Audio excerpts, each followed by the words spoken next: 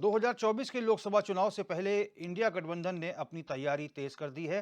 इसी कड़ी में कांग्रेस मुख्यालय देहरादून में आज इंडिया गठबंधन से जुड़े हुए तमाम विपक्षी दलों के नेताओं ने बैठक की। कांग्रेस प्रदेश अध्यक्ष करण माहरा के नेतृत्व में चल रही बैठक में कई अहम मुद्दों पर चर्चा की गई। बैठक में समाजवादी पार्टी, सीपीएम, माकपा, माले, उत्तराखंड महिला मंच, समाजवादी पार्टी के साथ ही तमाम सामाजिक संगठन से जुड़े प्रतिनिधि उपस्थित रहे। बैठक में 2024 के इलेक्शन पर चर्चा की गई।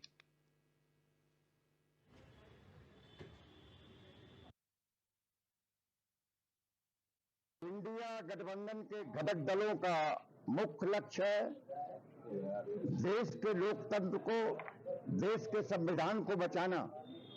उत्तराखंड में जो इंडिया गठबंधन के घटक दल हैं, कुछ और संस्थाएं, उनके साथ आज यहाँ पर बैठक होगी और बैठक में जो हमारा मुख्य लक्ष्य है कि वो रणनीति बनाएंगे जिस तरीके से हम उत्तराखंड में भी, देश में तो विदाई मोदी जी की हो रही है।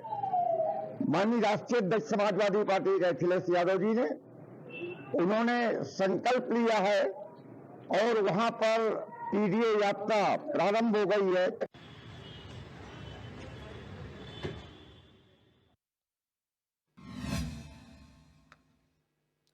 और हमारे संवाददाता अरुण सैनी फोन लाइन पर जुड़ चुके हैं। अरुण, क्या बातचीत हुई है? क्या बैठक अभी भी चल रही है या फिर समाप्त हो गई? जी रोहित जी, आज जो है इंडिया गठबंधन की बैठक जो है कांग्रेस भवन में चल रही है, जो कि उत्तराखंड कांग्रेस के प्रदेश अध्यक्ष करण माहरा के नेतृत्व में बैठक हो रही है। और सर्वदलीय बैठक में कई मुद्दों को लेकर इसमें चर्चा हो रही है और लोकसभा चुनाव जो आगामी आने वाले हैं उसको लेकर भी इस बैठक में चर्चा चल रही है। और तमाम किस तरीके से चुनाव मैदान में उतरना है, किन मुद्दों को लेकर चुनाव में उतरा जाना है और जो तमाम मुद्दे प्रदेश के हैं इनको लेकर किस तरीके से जनता के बीच में जाना है, इन तमाम चीजों को लेकर जो है ये बैठक चल रही है। और कांग्रेस भवन में जो है ये बैठक गतिमान है, जिसमें कि सपा के राष्ट्रीय सचिव डॉक्टर एस.एन. संचान हैं और तमाम जो है अन्य संगठनों के भी जो है नेता उसमें पहुंचे हुए हैं। और इस बैठक में पूरा चिंतन मंथन 2024 के लोकसभा चुनाव को लेकर सर्वदलीय जो बैठक हो रही है इसमें चल रहा है। अच्छा अरुण, जब बैठक समाप्त हो जाएगी तो आप एक सवाल जरूर पूछिएगा, क्योंकि अभी समाजवादी पार्टी का पूरा फोकस हरिद्वार और नैनीताल लोकसभा सीट पर चुनाव लड़ने की है।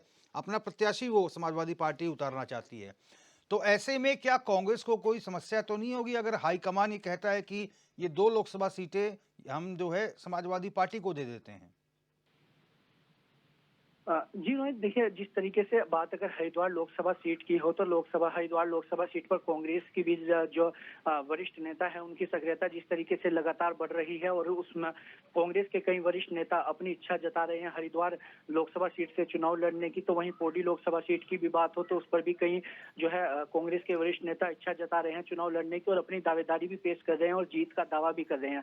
तो ऐसे में लेकिन अगर बात करी जाए उत्तराखंड के लिहाज से, अगर हम बात करें तो उत्तराखंड में समाजवादी पार्टी का इतना वर्चस्व नहीं है, जो कि अगर तो टिकट जब समाजवादी पार्टी यहाँ पर मांग रही है, चाहे हरिद्वार लोकसभा सीट की बात हो या नैनीताल सीट की, तो इसको लेकर जो है तमाम चिंतन मंथन पार्टियों में होगा और ये केंद्रीय नेतृत्व उस जब बैठक होगी उसमें किस सीट पर किसकी दावेदारी कितनी होगी, किसे किस सीट पर उतारना है, तो उस तमाम बैठक में जो है ये चर्चा होगी। फिलहाल जो ये बैठक चल रही है, इस बैठक में फिलहाल 2024 का जो लोकसभा चुनाव आ रहा है उसको लेकर किस तरीके के मुद्दे जनता के बीच में उठाने हैं और किन मुद्दों को लेकर जनता के बीच में जाना है, इस सब को लेकर जो है बैठक चल रही है। और बैठक अभी कुछ ही देर में जो है समाप्त हो जाएगी। उसके बाद ही क्या कुछ इस बैठक में निर्णय लिया गया है, क्या कुछ बैठक में सामने निकल कर आया है, क्या निष्कर्ष निकला है, ये तभी जो है क्लियर हो पाएगा।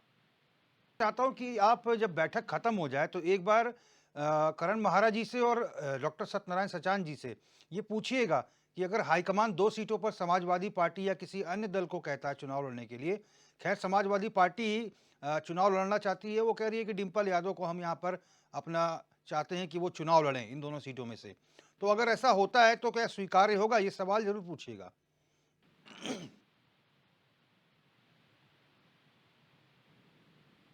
अरुण, आप तक आवाज आ रही है? हेलो अरुण, मेरा सवाल सुना आपने?